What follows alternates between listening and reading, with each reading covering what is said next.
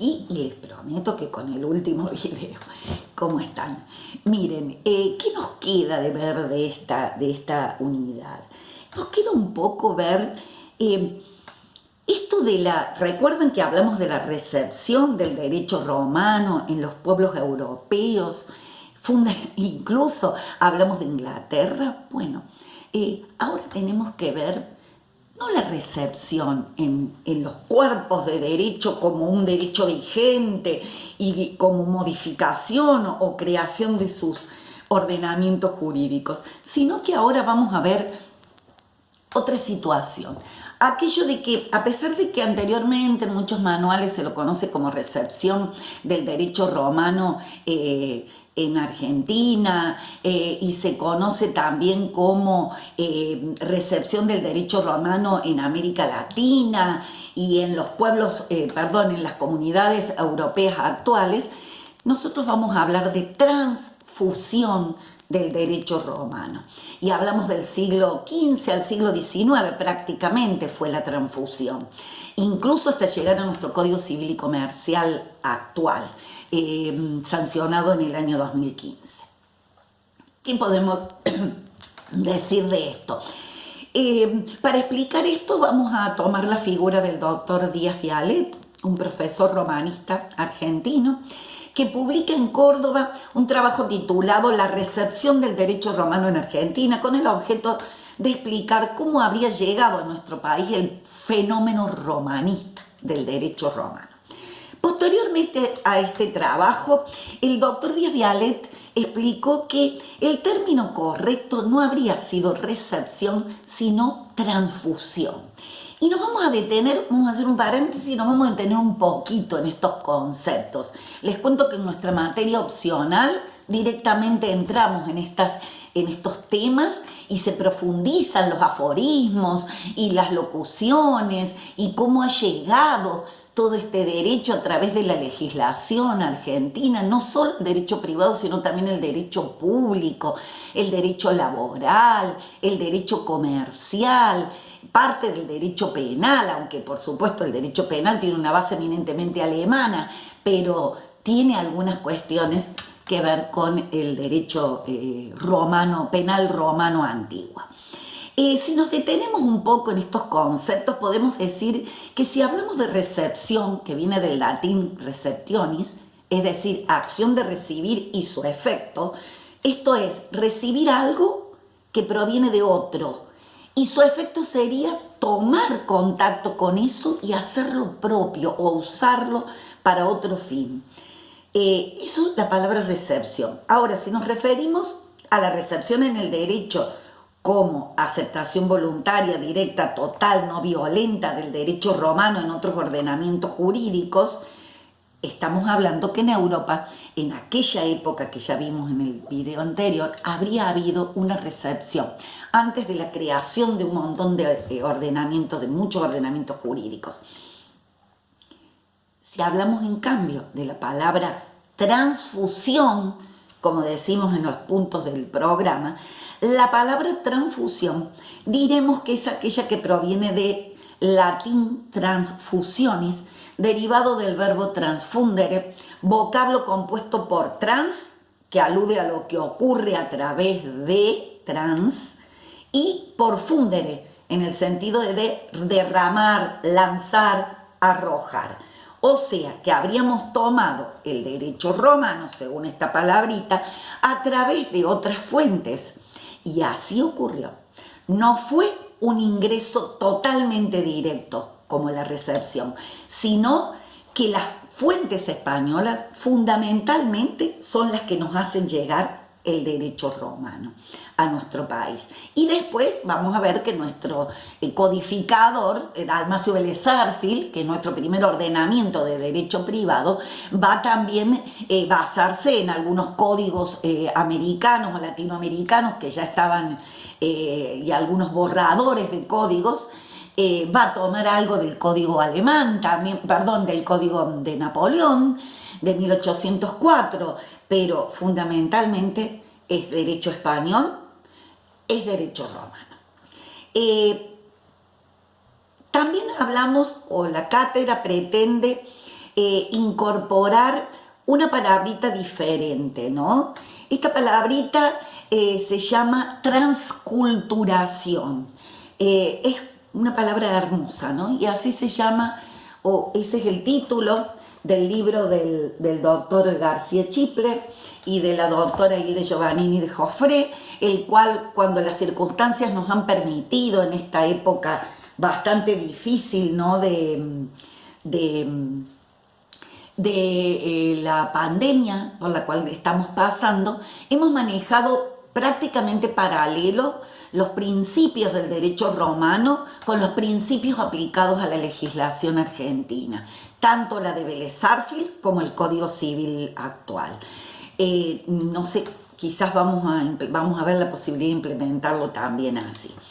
Esta palabrita transculturación significa algo más. Hablamos de, o estamos convencidos, así lo dice incluso en el prólogo la doctora Giovannini, que esta palabra nos quiere decir o nos explica o quiere decir que somos un grupo social que hemos recibido y adoptado formas culturales y jurídicas del derecho que regían el pueblo romano, sea de manera directa, ya dijimos, muy poca, o de manera indirecta, pero de manera lenta y progresiva. Esa forma de, como grupo social, como comunidad, recibir y adoptar ciertas formas, principios y reglas es la transculturación. Si regresamos a esta obra del gran profesor Díaz Vialet, él divide en 4 periodos. Desde la organización, el primero desde la organización política jurídica colonial en América Latina, hasta la creación de la Universidad de Córdoba en 1614. Esta transfusión se hace a través de la legislación canónica, la legislación para las Indias y la legislación castellana, con las 7 partidas de Alfonso el Sabio y la grosa de Gregorio López. El segundo periodo de la fundación de la Universidad de Córdoba en 1614 hasta el 22 de agosto de 1791, fecha en que se crea la cátedra de Instituta de la Universidad de Córdoba, y donde los estudios que se hacen cada vez más notorios, ya que se agrega del derecho romano, ya que se agrega teología y cánones fundadas en los principios del derecho romano, y la circulación de obras de romanistas como Godofredo Cujacius Vivinius, entre otros. Desde 1791 hasta 1834, en el tercer periodo, en que el jurista cordobés doctor Dalmacio Vélez Sarsfield realiza sus estudios de concordancias entre el derecho romano y el derecho patrio, las enseñanzas del derecho en la cátedra de Institutas de Córdoba, la figura de Dalmacio Vélez Sarsfield, de Pedro de Somellera, la creación de la Academia de Jurisprudencia de Buenos Aires, la creación de la Universidad de Buenos Aires, de la UBA, en 1824, son todos hechos que denotan la importancia que tuvo el derecho romano en nuestro país en esa época. Hablamos del siglo XIX. Desde 1834 hasta la sanción del Código Civil argentino en el año 1869, obra del doctor Dalmacio Vélez Sarsfield, y a través de los estudios científicos y trabajos científicos de Vélez Sarsfield, acá también descolla la figura de Juan Bautista Alberdi, ¿no? un estadista, también con conocimiento de derecho romano, pero por supuesto dedicados al derecho público, fundamentalmente el de Alberdi, ¿no? Dalmacio Vélez Sarsfield en ese año se sanciona el Código Civil de él, y este Código Civil nos rigió hasta el año 2015, con muchísima sabiduría, ¿no? Con muchísima actualidad. El nuevo Código Civil y Comercial también tiene principios, es un estudio que recién estamos haciendo permanentemente, incluso los investigadores en derecho romano, para encontrarle ese tinte romano en las instituciones. Y sin duda que las encontramos que En el Código Civil actual se incorporó el derecho de superficie, un derecho que era del derecho romano y que no figuraba en el Código Civil por una cuestión económica, liberal del momento, en el Código Civil de Vélez Sarsfield. ¿Qué más podemos agregar a todo esto, no? Que en el Código Civil y Comercial de la Nación actual, sus redactores nos han dicho que tratan de reafirmar con este código las tradiciones ideológicas, culturales, inspiraciones teológicas e identidades ibero-latinoamericanas, para dar respuesta fehaciente a los mandatos transculturales de nuestras esencias, que enmarcan los límites de la novísima creación. Este código introduce, dijimos, el derecho de superficie, introduce instituciones que prácticamente están tomadas del derecho romano. ¿Qué otras cosas podemos decir de toda esta transculturación, transfusión que encontramos del derecho? Que se hizo también a través de la enseñanza e investigaciones romanistas del siglo XX en toda Europa y en América Latina, y en especial en Argentina, ¿no? Podemos decir que a pesar de que se habla de una crisis del derecho romano, existe una vasta literatura jurídica que mantiene vivos los principios rectores y que podemos verlo en los diferentes países de Europa, en los socialistas, en América Latina, desde México a Argentina. Es toda una transculturación del derecho romano como cimiento de los sistemas jurídicos. Es la llamada segunda vida en esta época o tercera vida del derecho romano. En Inglaterra, sin duda, no lo encontramos tan plasmado o no lo quieren reconocer, pero la figura del, digamos, el instituto del llamado precedente jurisprudencial se parece muchísimo a la creación del derecho por parte del pretor, magistrado de la República, que creó el derecho honorario, aunque los ingleses digan que es muy distinto el sistema anglosajón al sistema romanista. En Estados Unidos hay centros de investigaciones y en Inglaterra también de estudio de derecho romano. En Italia no lo podemos dudar, es la cuna del derecho romano y allí tenemos grupos de investigación como el grupo de, por ejemplo, el grupo de ricerca sulla diffusione del diritto romano. Tenemos congresos como el de ASLA, que se hicieron en la Universidad de Roma de la Sapienza y en otras universidades.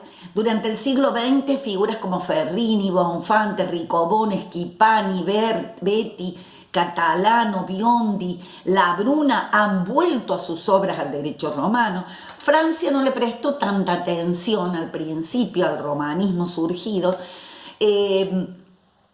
pero España sí, aunque al principio se olvidó un poco de esto en el siglo XX, luego revivió en la figura de maestros como Álvarez Dor, Iglesias, Arias Ramos, Álvarez Suárez, García Garrido, la organización de eventos como por ejemplo los de la Asociación Iberoamericana de Derecho Romano, AIDROM, y que se difunden por todo el mundo, casos de los congresos iberoamericanos. Por ejemplo, se va a realizar uno si esta pandemia nos permite, en agosto del 2020 en la UAI, Universidad Americana Abierta Interamericana en Buenos Aires. Los países comunistas en sus programas tienen prácticamente el derecho romano en casi todas las facultades, Rusia, Rumania, Hungría. En América Latina, desde México a Argentina, el derecho romano es muy importante y está en todos los códigos civiles. México, Perú, Brasil, Chile, Uruguay tienen bases romanistas. Hay centros de investigación. En Buenos Aires, por ejemplo, se creó el Centro de Investigación para la Investigación y Difusión del Derecho Romano en el año 1974, en Córdoba en 1981, en el Centro de Investigaciones Jurídicos y Sociales de esta facultad también se estudiaba. Se realizaron congresos latinoamericanos por casi todos los países de Latinoamérica y de Europa, ¿no? En nuestro país, en el año 1953, se formó la Sociedad Argentina de Derecho Romano, que publicaba la revista de la sociedad con trabajos muy valiosos. En Argentina son muy significativos los encuentros nacionales de profesores de Derecho Romano, a los cuales asistimos.